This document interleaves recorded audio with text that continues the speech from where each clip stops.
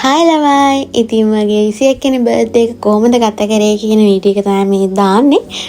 මෙච්චර කල් දාන්න බැරි වුණා. ඉතින් වොයිස් කරේ අද. ඉතින් ඒකින්ද අද දානවා. ඉතින් මං 21 වෙනි බර්ත්ඩේ එක ගිය පාර නම් සැමරුවේ වෙනම විදිහකට.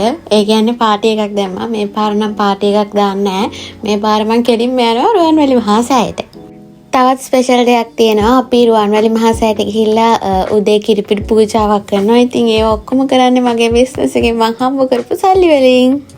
ඉතින් පෙබරවාරි 17 වෙනිදා තමයි මගේ බර්ත්ඩේ එක තියෙන්නේ. හැබැයි අපි අනුරාධපුරේ යන පිටත් උනේ 16 වෙනිදා. මොකද එතකොට අපිට නිවේසන සිල්ලේ ගිහිල්ලා පූජාවට ඕන කරන බට් එක ලෑස්ති කර ගන්න පුළුවන්. එතකොට අපිට ෆොටෝස් ගහන්න තියෙනවා, වීඩියෝස් ගන්න තියෙනවා. ඉතින් ඒවා පිළිවෙලකට කරගන්න පුළුවන්. ඒකින් අපි 16 උදේ තමයි ගියේ.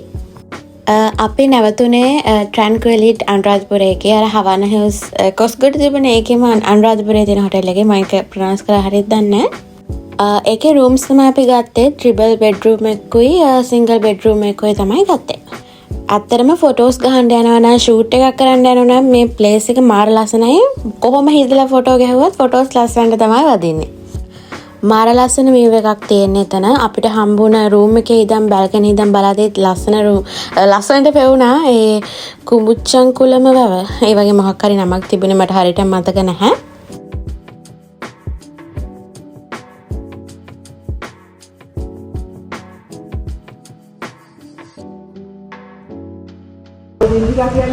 අර මේ චන්දිකලි ඒගොල්ලන් අපේ වත ෆැමිලි ෆ්‍රෙන්ඩ්ස් ලා. හැබැයි පොඩි ඩිසපොයින්ටඩ් තැනක් තියෙනවා. ඒ තමයි කෑම. ඔයාලා මෙතනට යනවා නම් අතර වෙන්න මෙතනින් කෑම ගන්න එපා. ඔයාලා පිටින් කන්න. මෙතන කෑම මට නම් රහ නැහැ. එක එක්කෙනාගේ විදි තියෙනවනේ. ඉතින් ඔයාලා රහ වෙන්න පුළුවන්. ඉතින් අපිට චෙකින් එක තිබුණේ 12 මාරට. අපි ඉතින් ඊට වඩා චුට්ටක් පරක්කු වුණා යන්න. අපි ඊට පස්සේ එතනින් ලන්ච් එකත් අරගෙන ගියා 8 ස්ථානේ වඳින්න. ඇත්තටම ඔයාලා අනුරාධපුර යනවා නම් මෙන්න මේ අපි ගිහපු ෂෙඩියුල් එකටම යන්න. මොකද හරිම නිදහස්. ආවුව නැහැ වෙලාවේ. නිවි සනසිල්ලේ ඔයාලට වැඳලා කරලා බලලා එන්න පුළුවන්.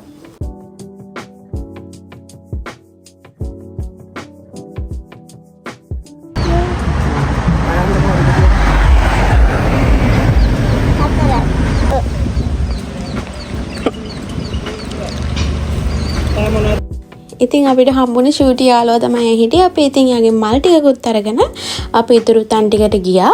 අපිට ගිය පාර නම් මෙතන කංචක පූජාවක් හම්බුණා අත ගහන්න.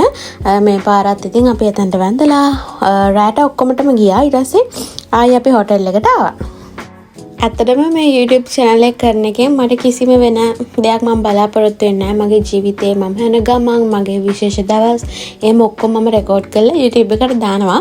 මොකද සමහර වෙලාවට අපිට ෆෝන් කැඩෙනවා, memory full වෙනවා. එතකොට සමහර videos delete කරන. එතකොට අපේ memories නිකම්ම යනවනේ. ඉතින් ඒක හින්දා තමයි මම මේක කරන්නේ. ඉතින් අපි රෑ රුවන්වැලි මහා සෑයට ආවා. මොකද අපිට ටිකක් වෙලා ඉඳගෙන ඉන්න ඕන වුණා. දැන් උදේට ආවහම ටිකක් කලබලයි. ඉතින් ඒකින්ද රෑට රෑ වෙනකම්ම ඉඳගෙන ඉන්න පුළුවන්. ඉතින් අපි පොල් තෙල් පහන් පත්තු කරලා මල් තියලා චුට්ටක් වෙලා එතනට වෙලා ඉඳන් භාවනා කළා.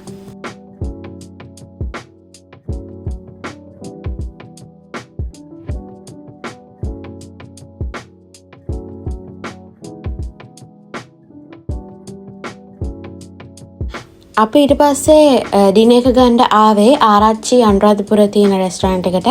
රෑ කෑම නම් වර්ත්. රෑ කෑම මාරම රහයි. ඒ හින්දා අපි දවලුත් ගියා 5 වෙනිදා බුෆේ එකට. හැබැයි බුෆේ එක නම් ගන්නම දෙයක් නැහැ. කන්න බෑ, මෙලෝ රහක් නැහැ. රෑ කෑම කන්න යන්න. රෑ කෑම නම් රහයි. ඉතින් ඒ වගේම මගේ බර්ත්ඩේ එකේ 12ට මට සර්ප්‍රයිස් එකකුත් හම්බුණා. ඉතින් මේ තියෙන මට හම්බුනේ gifts. කේක් එක, තව කේක් එකක් මෙතන අපේ නංගි අරගෙන දුන්න එක. ඒක මිසින් වෙලා මෙතන දාන්න.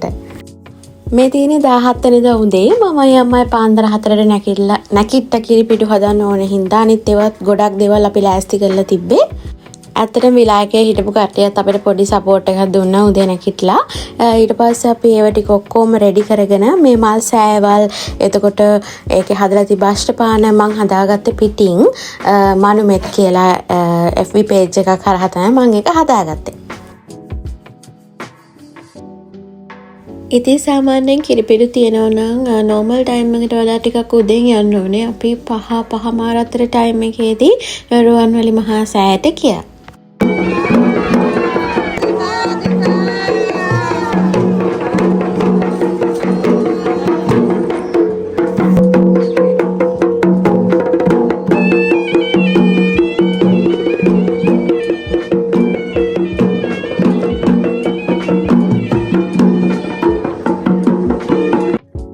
ඉතින් පාටි දැම්මටත් වඩා මට මාර සතුටුයි මේ වගේ දෙයක් මට මේ වගේ වයසකින් කරන්න හම්බුන එක ගැන. ඇත්තටම සතුටට වැඩිය මට හිතෙනවා මේක මගේ පෙර තිබුණ පිනක් කියලා. ඉතින් ගොඩාක් කට්ටිය මෙතෙන්ට ඇවිල්ලා පූජාව ළඟට ඇවිල්ලා ඉවරලා බලලා අහනවා මේක ඔයගොල්ලෝමද කරේ හරි ලස්සනයි කියලා. ඉතින් මට මාර සතුටුයි එහෙම කට්ටිය කියද්දි. ඒ වගේම වෙන FB page එකකින් අපේ මේ වීඩියෝ එක අරගෙන තිබුණා. ඒකත් 1 ලක්ෂ ගාණක් බලලා තිබුණා. ගොඩාක් කට්ටිය කමෙන්ට් කරලා තිබුණා. ගොඩාක් කට්ටිය ලයික් කරලා තිබුණා. ඉතින් මට මාරම සතුටුයි.